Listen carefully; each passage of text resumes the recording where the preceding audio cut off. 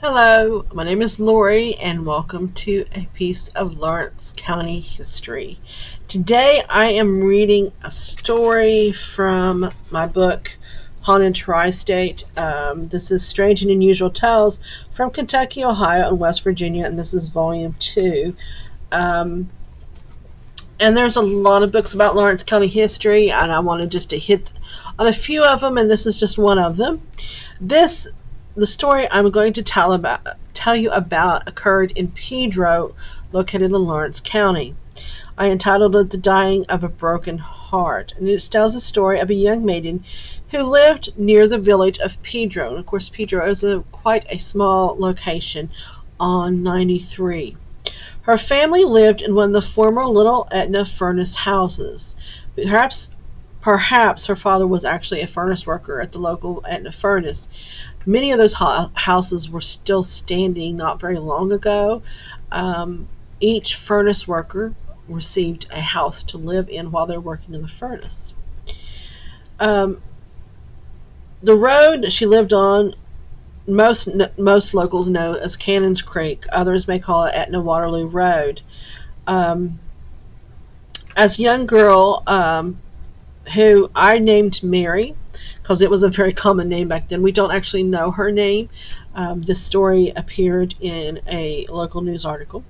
She had fallen in love with a young man, as young girls do. The couple courted each other in the traditional ways at the time.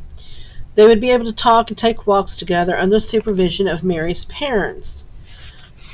As they spent more and more time together, their love grew, but as the seasons changed, Mary began to dream of more serious dreams of marriage and children and a home of her own.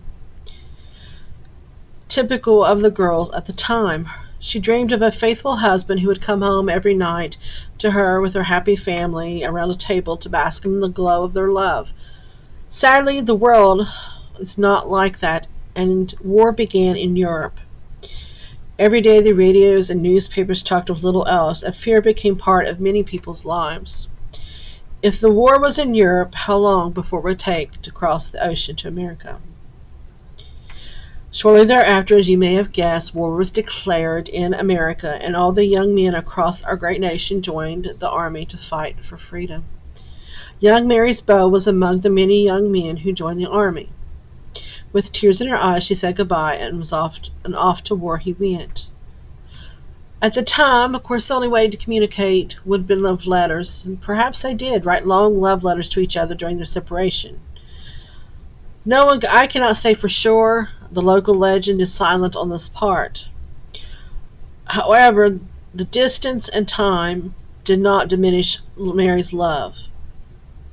Sadly, something tragic happened. Like so many of her young soldiers, Mary's young man died, and she was devastated.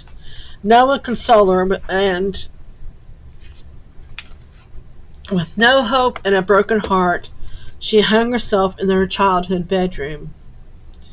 Not long after her burial, rumors began to surface.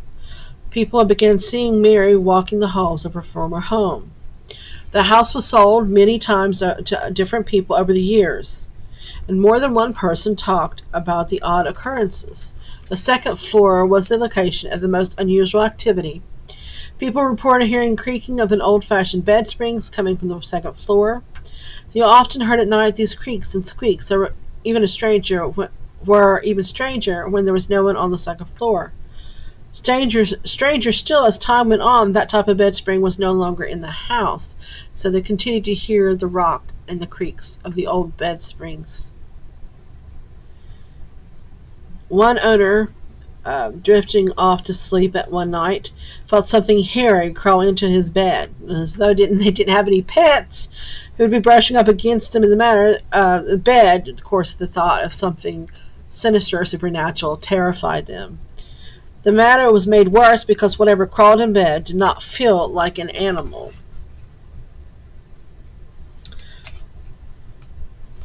The owner immediately left the house and chose never to return. As the years passed, the old house fell into disrepair, and no one stayed long enough to fix this growing number of problems. Eventually, like many of the old furnace houses, it was torn down. and only an empty field remains where the house once stood.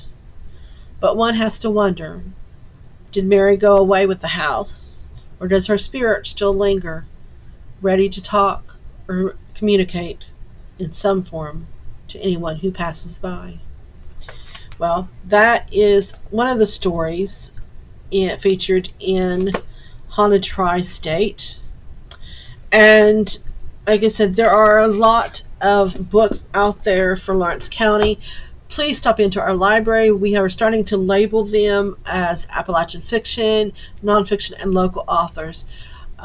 There's a lot of history on our website, www.briggslibrary.com. Check under the link for genealogy. There's a section called History and Photos. Or you can come to our genealogy department. There are a lot of books and resources available there.